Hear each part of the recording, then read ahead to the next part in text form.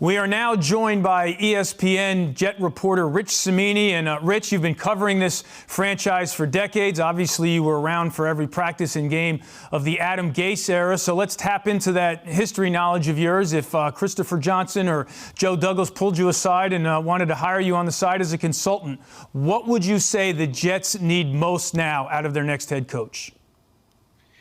Yeah, I don't think they'd hire me as a consultant. They've gone down that road before, and we know it didn't work. But what the Jets need now is they need a leader, they need a teacher, they need a motivator. They fell into the trap a couple of years ago when the whole league was going through it. It was this Sean McVay craze. Everyone was looking for, a young offensive guru who could help the quarterback, and that's why they hired Adam Gase. And obviously that did not work. You don't need me to tell you that. It just, their offense finished last 2 years in a row.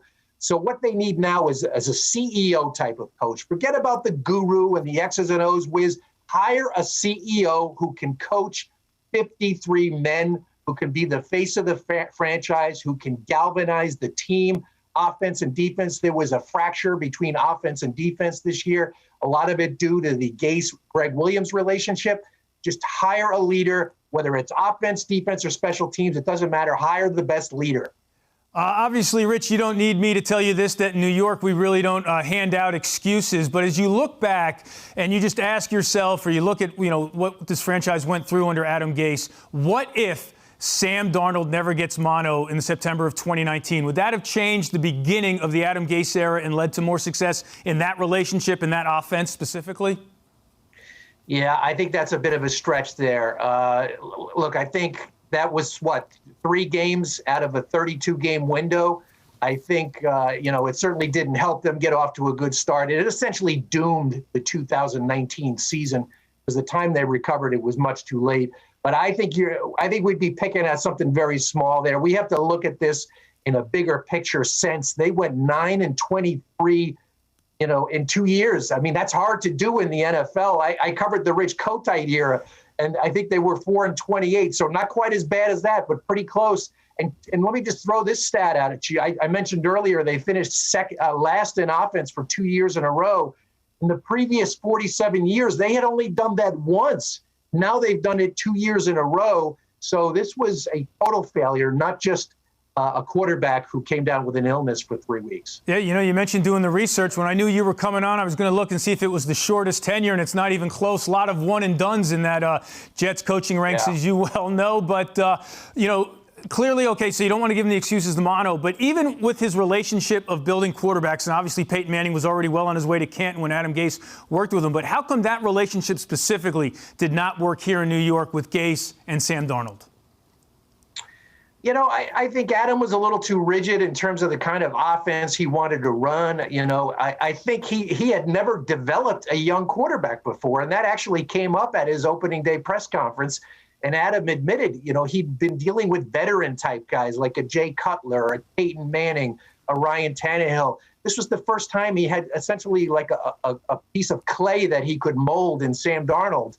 And so I think he expected too much out of Sam.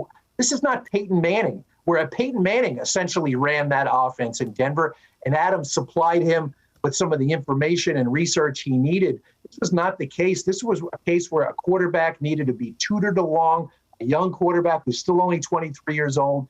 And I don't think Adam had the background or the experience to develop a young quarterback, but yet the Jets hired him anyway.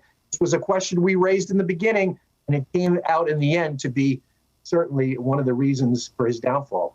Rich, you wrote about this recently for ESPN.com about the dynamics of this hire, with Joe Douglas and Christopher Johnson and Woody Johnson as well potentially being involved. And now you also open up the number 2 pick and a young quarterback that you have to decide whether you're going to commit to or not. So just how interesting and intriguing is this dynamic between looking for a new coach who might want his own quarterback and what to do with that number 2 pick while you already have Sam Darnold sitting there in the franchise? Well, I think we have to face the reality now, and this is not based on the way Sam played today, and he had a poor game today, but this goes beyond that. I think the Jets are going to have a new starting quarterback next year. I mean, let's look at the realities of the situation. They have the number 2 pick. They have Sam Darnold, who has only 1 year left on his rookie contract. And also, they're going to have a new coach coming in. New coaches, they don't want to pick up other people's baggage. They want to start fresh with their own guy that they can mold. So if they hire an offensive-minded coach especially, he's probably going to want to start fresh with his own quarterback. There's a couple of really good ones that could be available with that number 2 pick. We all saw Justin Fields play the other night. He was fabulous. So I think that is intriguing for a new coach to come in and be able to start with his own quarterback at such a high pick. And I think the Jets will trade Sam Darnold.